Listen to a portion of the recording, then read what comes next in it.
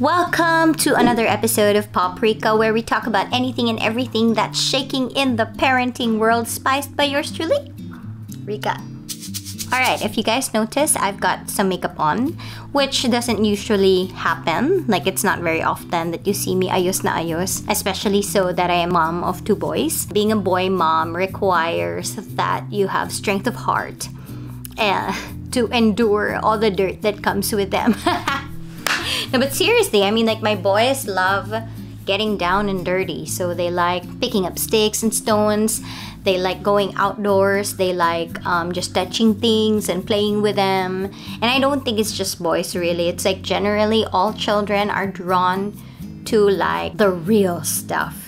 And that's what we're going to talk about today, actually. I want to share with you some of the reasons why I feel like it's very important for us to take our kids outdoors and to not only just give them experiences, not only just give them like memories or like staycations. All those are good, but why am I also for like deliberately, intentionally taking them outdoors and also out on adventures? So one reason I could think of is that this is the easiest way to give them like gadget-free time.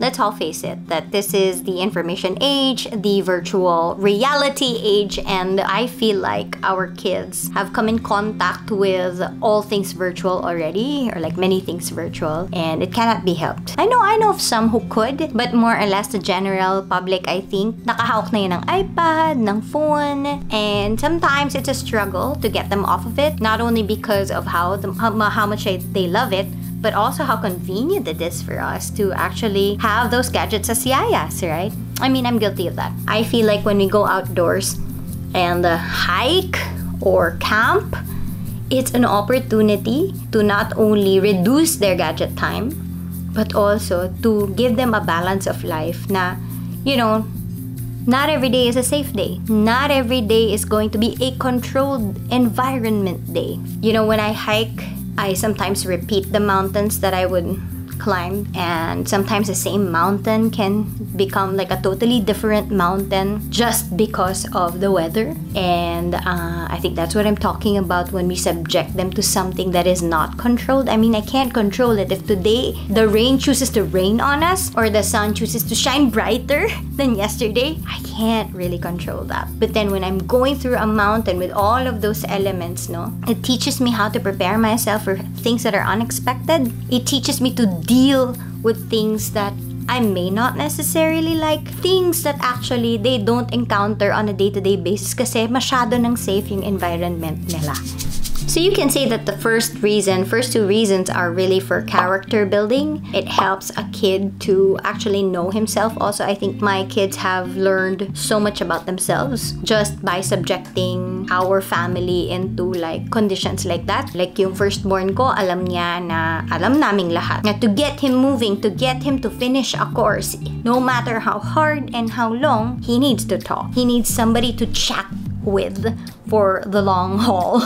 And that's a self-hack that he discovered. We all discovered na he needs so much of the talk hours for him to endure something very, very hard. On the other hand, you've got me, who doesn't really like talking. I just like thinking. I like looking. I like stopping and taking my time. So, magkakaiba, di ba? Kumbaga parang yung coping mechanism or like endurance strategy, magkakaiba per person. And I feel like when we subject ourselves to like the outdoors and uncontrolled environments, they get to know themselves a little better, that they could very much apply in other areas of life, right? So like when they're in like a working age already and they need to endure something, they kind of like know how to self-hack already, Another thing that it teaches a family, not only kids actually, even like parents, is like how to do teamwork. You have no choice.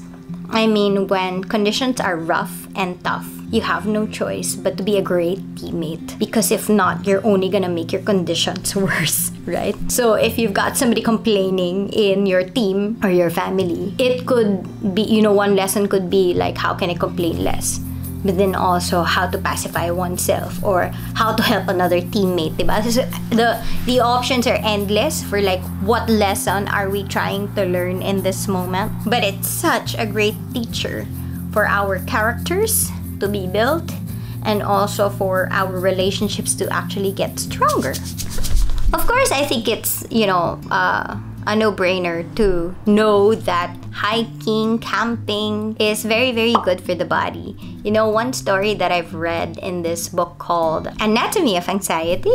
So it's a professional, a doctor who wrote it, and she was saying that with one of her patients who had insomnia, kahit ano na daw ginawa nila, ang dami na nilang pinursu na path for him to get back on the track of sleeping, and nothing worked. The only thing that worked was when she sent that guy on a camping trip for like what, 4 or 5 days out in the woods with no electricity whatsoever. Like, you just really had to camp it out. And when he got back to the city, he was reset. He could sleep all over again.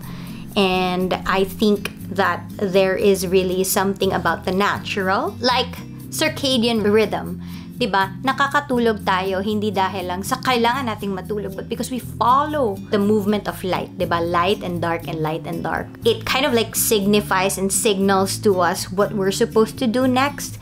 And because we've hacked this world so much and tried to, like, you know, extend our days and shorten our nights, that it has become all messed up. So I think that's one example that I could think of na it would be great not only for our characters and our, you know, relationships with each other, but also very, very good for our bodies, for our physical state. Because technology and the modern everything kind of like steals away so much from us, right?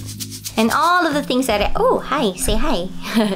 And all of the things that I said, actually, hindi lang naman yung bata ang makikinabang, kung hindi pati ang mga magulang, hindi ba? So it's a great activity for everyone to be outdoors, hiking, subjecting oneself to the environments that you cannot control. Camping and all that. I really would like for you guys to try it. And I know that a lot of you want to but are afraid to, for a very good reason, because it's not easy. And that is the point. It shouldn't be that easy. Because if then, edi mag-hotel na lang tayo. No, but seriously, I hope that you will do it. And for tips on how to start, I would highly suggest that you go. One tip that I could give is go with someone who's experienced already. If you know someone that you could join with for your first, that would be great, because then, you know, there are many things that you cannot foresee if you've never done this before, if it's your first time. But if someone is already hasang-hasa dito and an expert of some sort, at least may mga 2 steps ahead sila sa'yo, and they probably have everything that you might have forgotten. That's one. My second tip is like join groups of people online that promote this kind of lifestyle, or like practice this kind of lifestyle, so you get ideas from them. And then also, like, you can ask like that community. So there are many Facebook communities that are available out there about camping, hiking, what have you. Puntahan nyo lang yon, magtanong kayo doon, huwag kayong mahiya. And that is how you can get yourself started. Here's another tip. Don't buy too many things, like gears and all, without really experiencing it first. Experience is the best teacher in this case. The more you do it, the more you know what you need. That's it. Thanks for watching PopRica, and for more parenting hacks, just keep subscribing to Smart Parenting, and I will see you again next time.